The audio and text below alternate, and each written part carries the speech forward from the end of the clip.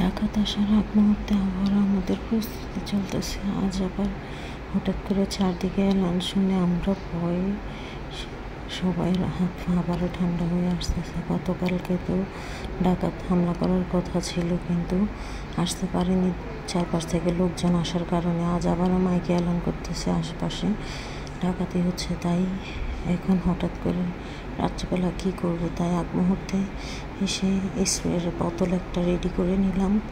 আর যতটুকু সাধ্যের মধ্যে আছে চেষ্টা করছি যে ভালো কিছু করার। তো হঠাৎ করে একটা মাথায় বুদ্ধি এলো যে একটা মরিচ গুলে রাখি। তো একটা মরিচের পট নিয়ে এসে আমার হাতে না লাগিয়ে একটা কাগজের সাহায্যে বোতলের ভিতরে মরিচটা ঢুকিয়ে নিলাম।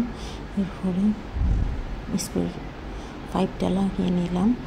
আর আপনারা যারা যেখানে থেকে আমার ভিডিওটা দেখতেছেন, একটা লাইক এমন একটা কমেন্টের মাধ্যমে আমাকে জানিয়ে দিবেন যে আপনাদের প্রস্তুতি কেমন, বা আমি এখন কি করলে ভালো হবে। এই মুহূর্তে আমার হাত পা কাঁপতেছে এবং কি পুরো শরীর ঘামিয়ে যাচ্ছে। তারপরে এই মুহূর্তে সেই কাজটি করে রাখতেছি কিছু নিরাপত্তার জন্য। আমার মেয়ে তো ভয় পাচ্ছে, আমার আবার চারদিকে এলান শুনে খুবই আতঙ্কে আছি।